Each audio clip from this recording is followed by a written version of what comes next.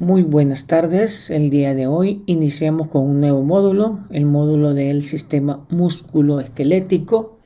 Iniciaremos hablando acerca de las generalidades del mismo y especificaremos la estructura ósea y musculotendinosa que existe en nuestro cuerpo. Aproximadamente tenemos unos 210 huesos en un recién nacido y que posteriormente son 206 huesos ya en un adulto por la consolidación o osificación de algunas estructuras óseas, en donde tenemos nuestra columna, nuestro cráneo, nuestros huesos largos, nuestros huesos planos, y en todo eso una serie de cápsulas y ligamentos que permiten la unión y movimiento de cada una de estas articulaciones. Es importante recordar que el sistema musculoesquelético nos da la estabilidad y la movilidad necesarias para la actividad física normal. Es una estructura ósea también, unida por ligamentos, músculos, que están íntimamente relacionados con tendones y amortiguadas por un tejido especial llamado cartílago. Las articulaciones son de diferentes tipos, la mayoría son diartrósicas, o sea, de movimiento libre, que están incluidas en una cápsula con cartílago articular, ligamentos, y a su vez están recubiertas con fascias, sobre todo a nivel de las extremidades.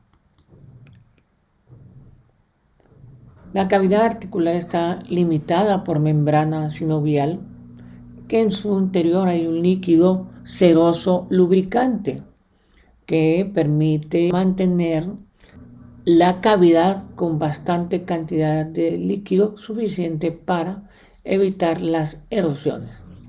También hay bolsas, espacios de tejido conectivo que están entre los tendones para evitar el desgaste de los mismos. Las articulaciones se dividen en diferentes tipos.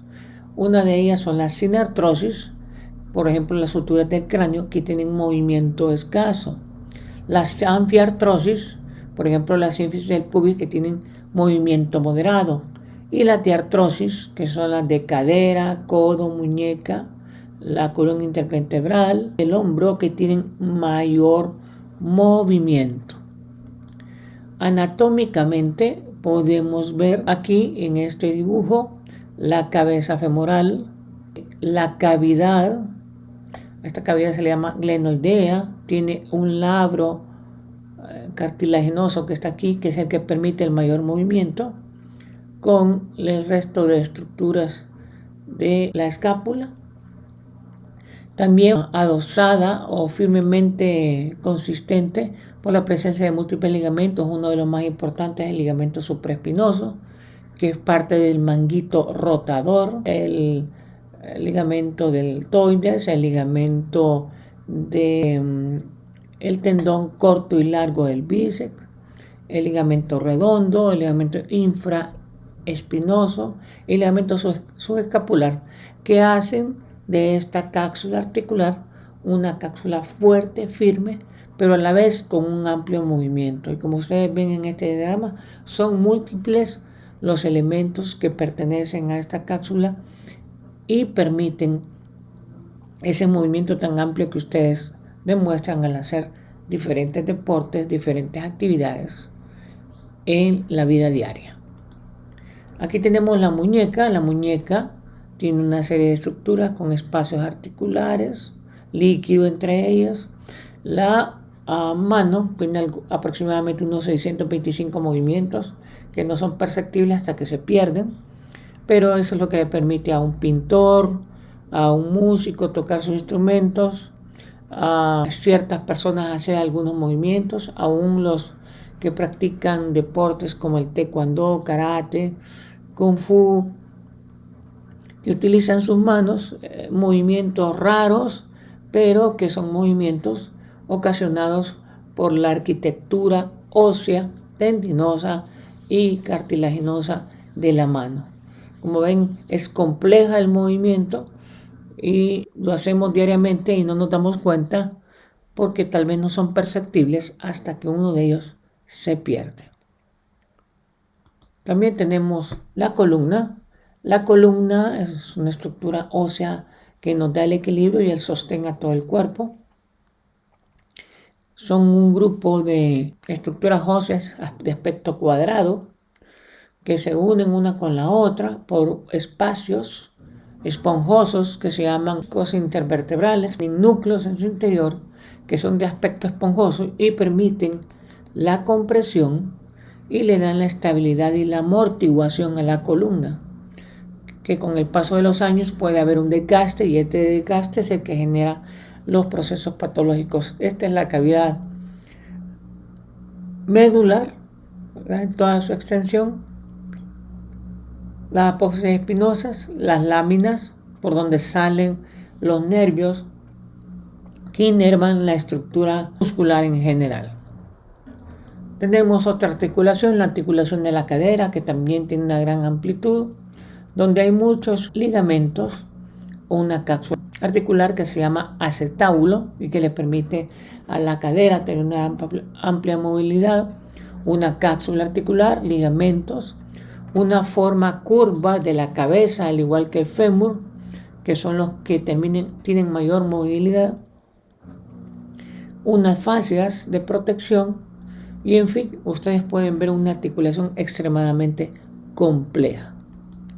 Aquí tenemos una articulación donde hay múltiples músculos y ligamentos que la conforman, con meniscos, con ligamentos que se llaman cruzados, que son los que le dan la movilidad de rotación y la fuerza de ciertos movimientos, con ligamentos colaterales y con una serie de músculos, tanto del muslo como de la pierna, que se interconectan y se insertan unos a un extremo y otros al otro, dándole la consistencia a la rodilla para una fuerza y potencia en donde se ejercita el correr, el jugar fútbol, etc. Y ustedes ven una arquitectura compleja. El talón, por igual parte, el talón tiene una complejidad en sus movimientos y en la estructura de sus huesos. Los 3 puntos de sostén para el cuerpo están dados, el primero en la cabeza del primer metatarsiano, el segundo en la cabeza del quinto metatarsiano y la tercera en el borde inferior del calcáneo. Normalmente la distribución del peso sería aproximadamente un mayor porcentaje en el calcáneo, podríamos decir un 40% en el calcáneo, un 30% en la cabeza del primer metatarsiano, otro 30% en la cabeza del segundo metatarsiano. Está más distribuida en el calcáneo que en cada uno de ellos individual. Ya juntos sería mayor, pero el mayor peso está en el calcáneo. Cuando elevamos el calcáneo al usar botas o al usar zapatos de tacón alto, incrementamos el peso de las cabezas de los metatarsianos y esto ya no sería 40, lo que podría llegar a ser 20, y si es 20 ya sería 40 cada uno. Este incremento de sobrepeso tiene que provocar un efecto directo en esta articulación, y la articulación que más se ve afectada es la articulación entre la primera falange y el primer metatarsiano, aumentando su ángulo y formando lo que conocen en la forma común juanete, pero en la forma médica, como se debe de decir, es algus valgus y puede ser bilateral.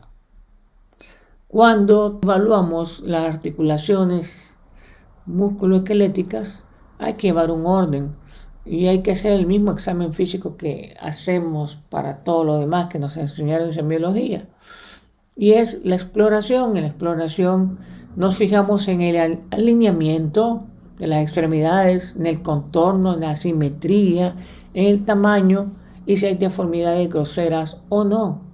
Cuando hablamos de alineación, si tienen el mismo eje, ambas rodillas, ambas caderas. Deformidades significan fracturas anteriores. Tamaño significa cortamientos. También alteración de la piel, presencia de masas, tonicidad de los músculos, grosor de los músculos, etc. O sea, tiene que ser en forma comparativa. En la exploración se valora el tono muscular, el dolor o la presencia de calor en alguna región específica, tumefacción o presencia de crépitos. El crépitos muchas veces se dan en la rótula por exceso de líquido. Se evalúan principalmente en las articulaciones el rango de movimientos activos y pasivos y compararlos, digamos un brazo con otro brazo, una pierna con otra pierna. Eso nos ayuda a determinar el grado de lesión o compromiso funcional.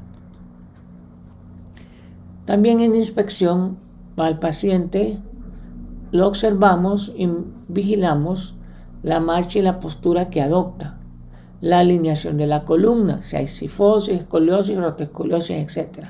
La piel y tejidos subcutáneos para ver si hay atrofia o hipotrofia. Muchas veces esto está relacionado con cierto tipo de artritis. El tamaño de las extremidades, la deformidad de las mismas. Los músculos, como les decía, si hay fasciculaciones espontáneas o no.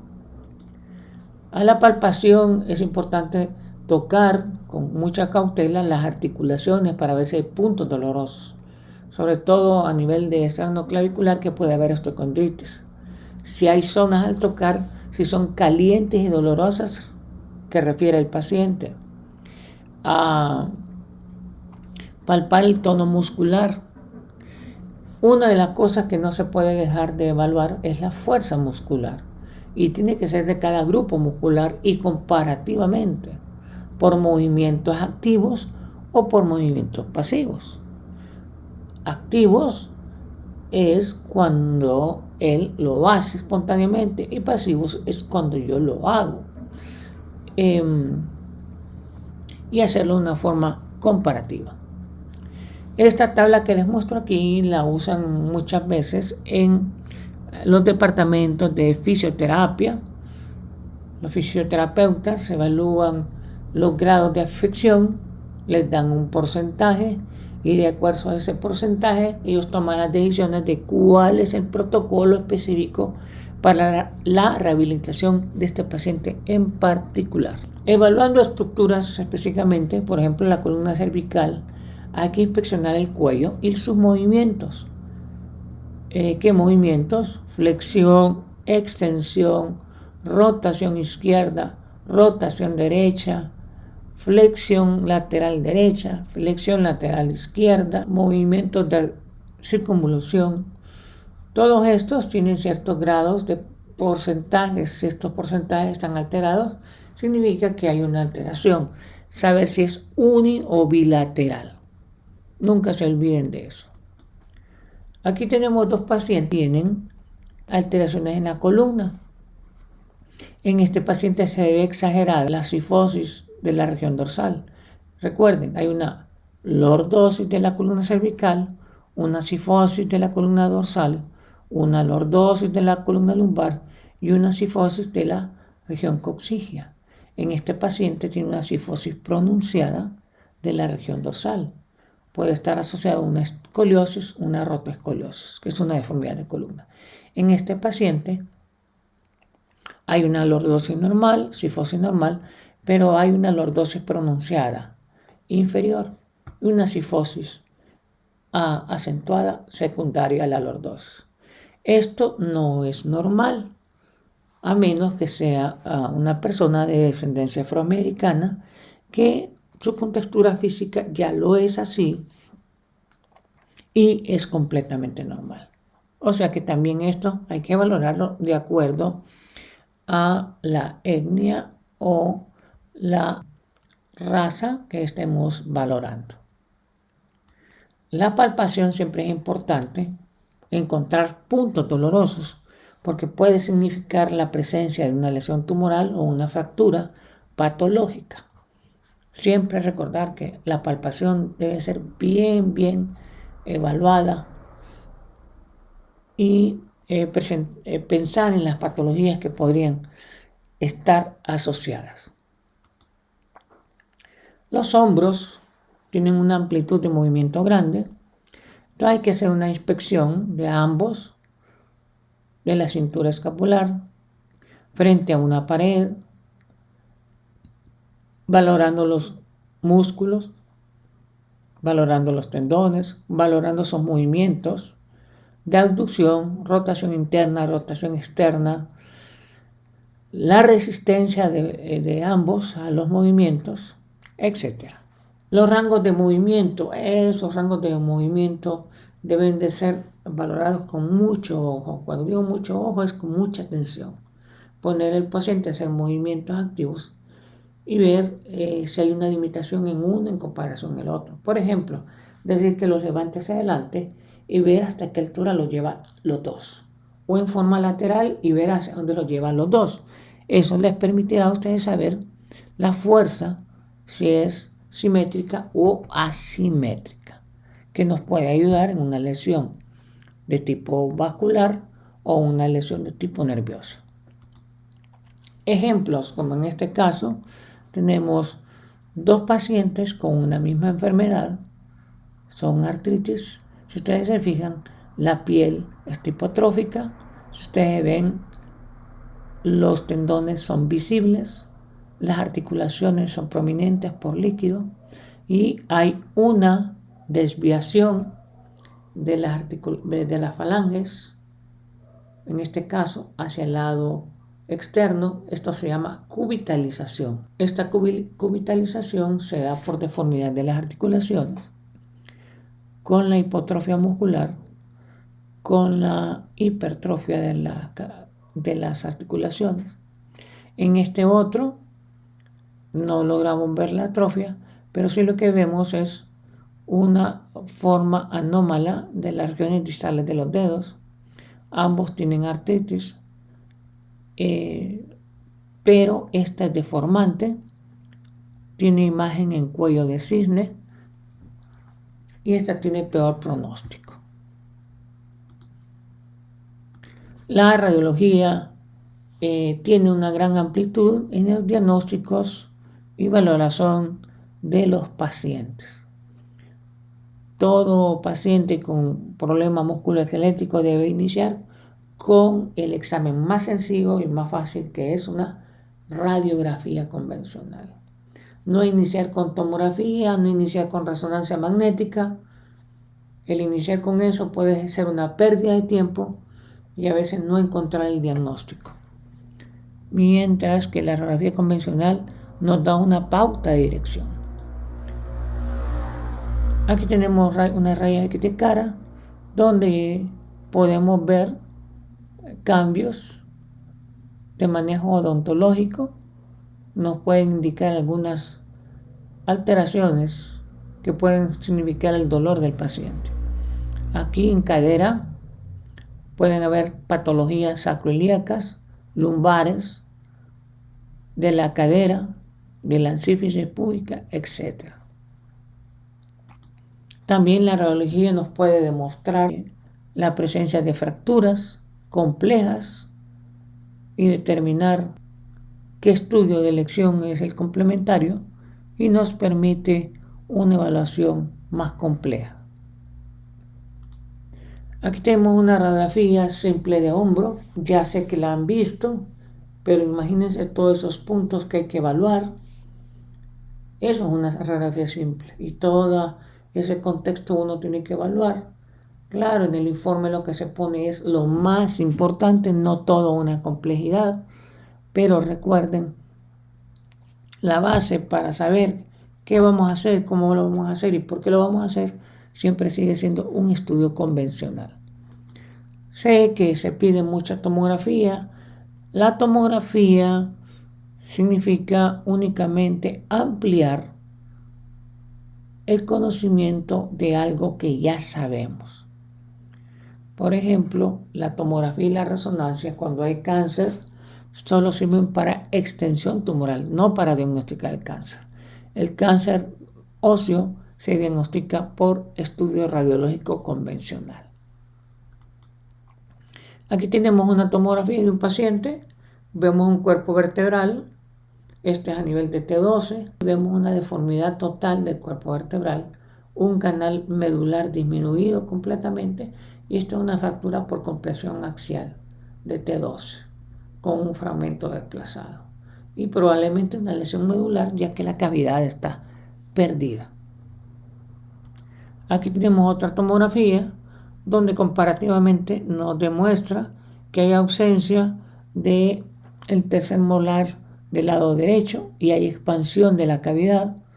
Significa que no existe el molar y que aquí hay una expansión que puede ser un tumor, puede ser un quiste, puede ser un montón de cosas y que lo que nos va a ayudar es la clínica del paciente para saber cuál es el diagnóstico y cuál sería el mejor manejo antes que se fracture. Aquí tenemos otro paciente a nivel de tórax, un corte tomográfico donde vemos un arco costal por lugar, estaríamos a nivel de la torácica 8 o 9, pero vemos una línea que atraviesa justamente paralelo al canal medular y entra al hueso. Este no es un accidente, sino que un planteamiento quirúrgico. Ven que entra el clavo hasta el hueso. Esto es para fijar una fractura en particular. También tenemos otro método de evaluación que es el ultrasonido. El ultrasonido nos sirve mucho para la valoración de tejido tendinoso. Por ejemplo, en este caso tenemos un desgarro muscular, en este caso es parcial y en su borde interno, formando un hematoma y este se va a resolver espontáneamente ya que la parte superior está estable. Esto es reposo, no así porque hay una sección completa del músculo con líquido, o sea, sangrado en su interior, y hay que unir este fragmento con este fragmento para poder estabilizar ese músculo. Esto ocurre normalmente en las partes distales del tendón de Aquiles. Aquí tenemos articulaciones de la muñeca, donde valoramos la presencia de líquido, aumento del mismo. Esto se ve muy frecuente en procesos inflamatorios como en artritis y nos sirve de mucho para valorar los cambios inflamatorios y dar el tratamiento más adecuado. También tenemos la resonancia magnética que les fascina a muchos. Me encanta en primera instancia pedir resonancia magnética. La resonancia magnética tiene su indicación y su tiempo y su momento. Como les recordé la vez pasada, no todo paciente puede entrar a resonancia magnética y no a todo paciente se le puede hacer una resonancia magnética. Entonces hay que saber cuándo, cómo y por qué. ¿Qué podemos encontrar resonancia magnética? Un montón de cosas, sabiéndolas buscar. Por ejemplo, aquí tenemos una lesión de L5, donde hay destrucción del cuerpo vertebral, pero hay afección tanto del cuerpo vertebral, L5, como de la región sacra, pero también hay un compromiso hacia los rienes posteriores. Esto nos indica que esto puede ser un proceso infeccioso con destrucción, ya que la presencia de lesiones anteriores nos puede indicar una lesión tumoral, las posteriores nos indican otro tipo de lesión, pero cuando hay combinación de ambas, la mayoría de veces está asociado a un proceso infeccioso. También podemos hacer evaluación de una rodilla. Aquí estamos viendo los meniscos, estos negros que están aquí. Estamos viendo a ver si hay lesiones o no. Aquí estamos viendo un corte para cruzados. Este es el cruzado anterior. Y si ustedes se fijan, tiene una coloración aquí, otra igual acá y en medio una decoloración. Hay una sección parcial a nivel del tercer medio del cruzado anterior, no así del cruzado posterior que se mira mucho mejor. Entonces, Dependiendo de lo que ustedes anden buscando, así es el estudio de resonancia magnética que se va a hacer. ¿Cómo lo vamos a hacer? En un orden secuencial. Rayos X nos muestra una lesión ósea. Si tuviera lesión ósea, habría que hacer tomografía. Entonces es una lesión tendinosa. Agréguele la clínica y con eso sabremos qué tipo de lesión vamos a ir a buscar. De esa forma sabremos qué corte de resonancia magnética realizaremos. Si es una columna cervical, clínica nuevamente para determinar qué parte de la columna ir a evaluar. En este caso en particular hay degeneración de los dos discos, este es C2, C3, C4, C5, o sea, hay una degeneración del disco entre C4 y C5, por eso hay un pequeño abombamiento aquí, C5, C6 también un poquito, un leve abombamiento, y los demás están prácticamente normales. Por eso es importante tener una anamnesis que nos oriente y nos ayude a saber dónde está la probable lesión, complementado con un examen físico para saber el corte, la secuencia y niveles del estudio que nos ayuden a encontrar un diagnóstico efectivo. Gracias por su atención. Si tienen dudas o comentarios, los pueden hacer en este momento.